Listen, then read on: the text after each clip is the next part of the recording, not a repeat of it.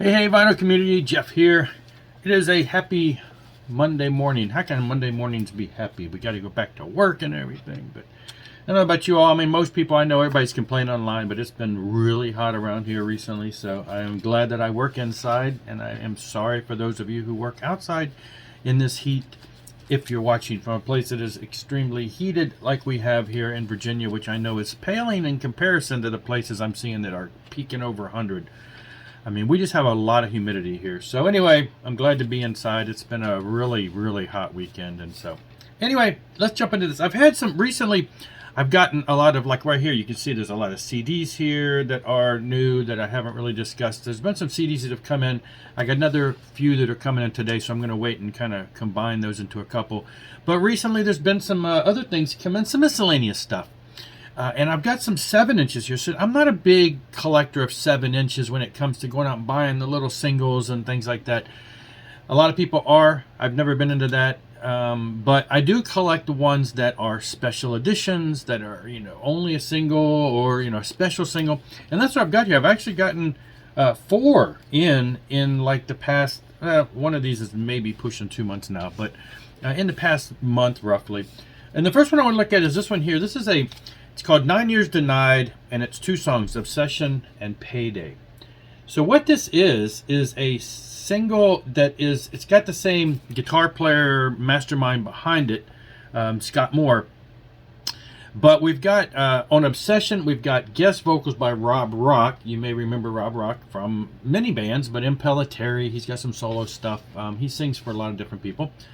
One just melodic, golden voice of melodic metal, and then on this, and then on the second song we have vocals by Stacey Roberts, who is the singer for The Brave.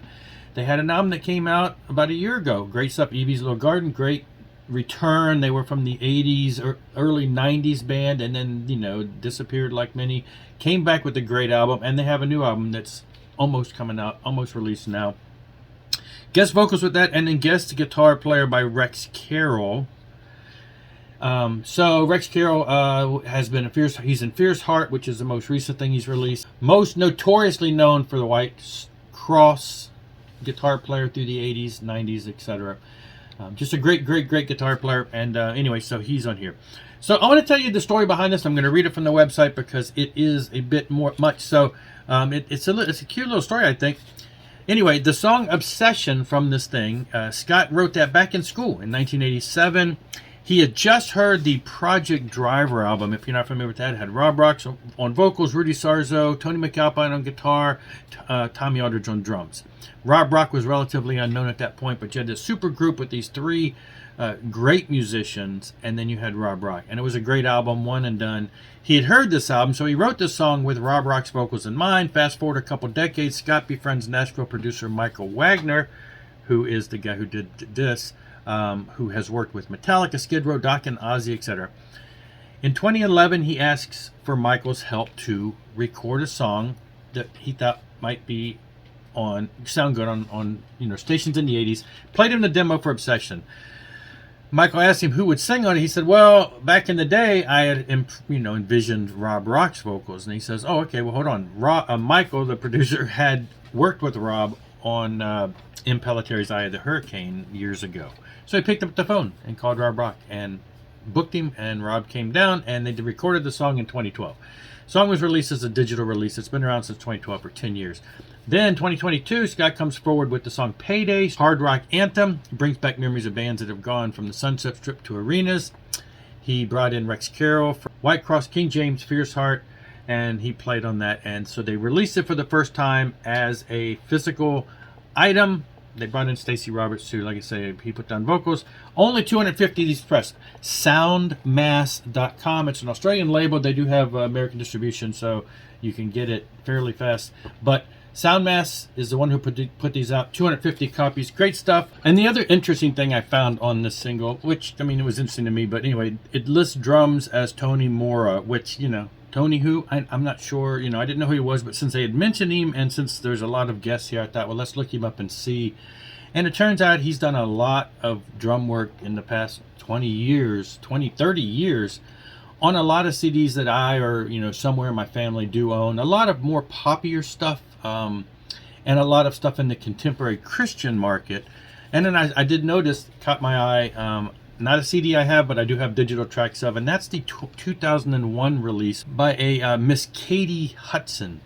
Now you may be like, who's Katie Hudson? Well, anyway, in 2001, Katie Hudson released an album, When There's Nothing Left. And then shortly after that, I guess she kissed a girl and became famous as Katy Perry. And so anyway, her first album under the name Katie Hudson, and he played drums on that. Great stuff. You may want to grab one of those if you can. I believe they're still around. I just got mine in last week.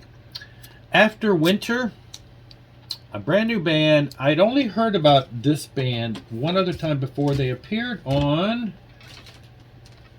the 2020 Rocks Records sampler with a song called, why am I forgetting? So here, come on. Under Fire, which is on here. So I don't know a lot about them. They're symphonic. They've definitely got that symphonic metal that a lot of bands do, that, you know, have a lot of the production and everything. And yeah, Under Fire, the song is 7 minutes long, and then they've added a new song, Light Displaces Darkness, which is over 5 minutes long. You see the band there a little with the glare. It's in a nice shrink there. So you know, it's not aware a whole lot about much about this band, but this came out on Rocks Records, and I had to grab it because, again, I'm sure it's limited. I can't recall how limited this was, but it's a limited single, and you know, hoping to hear more from them, so I grabbed that. Great stuff.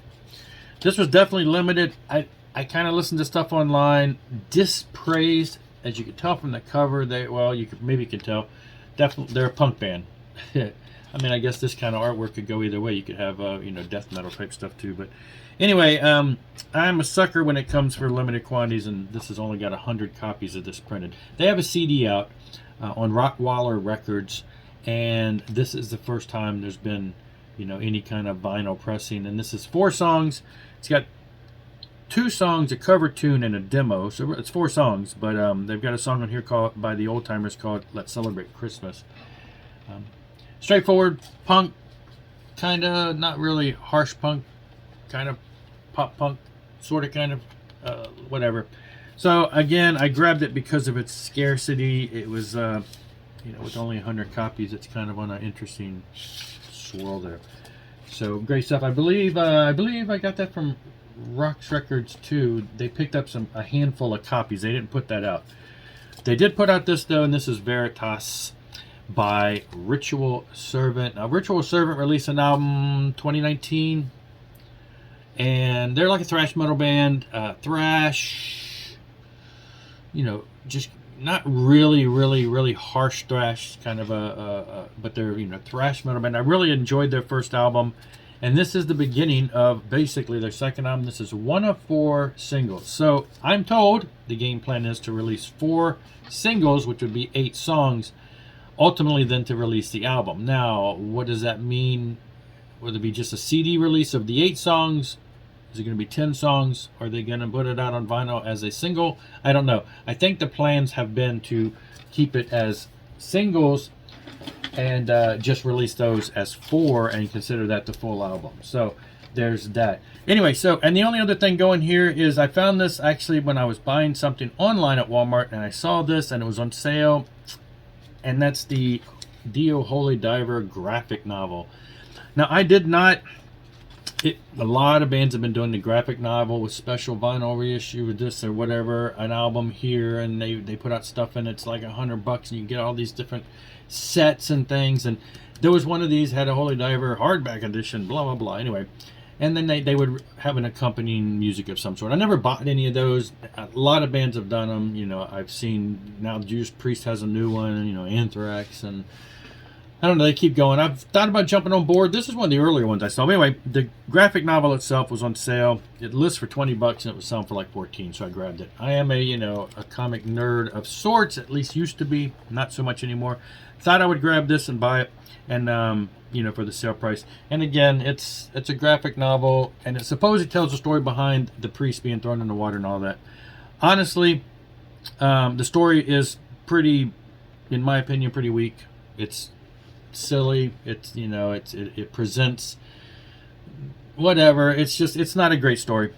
Artwork, you know, got a lot of nudity and weird stuff in here, so Weak story, but interesting to have, Holy Diver connections. I went ahead and grabbed that. Well, that's all for this one. I will be back to have some talks on some CDs, and when this other batch comes in later today, and I can go through and break those up, and I'll be back for that. Until then, rock on and rock hard.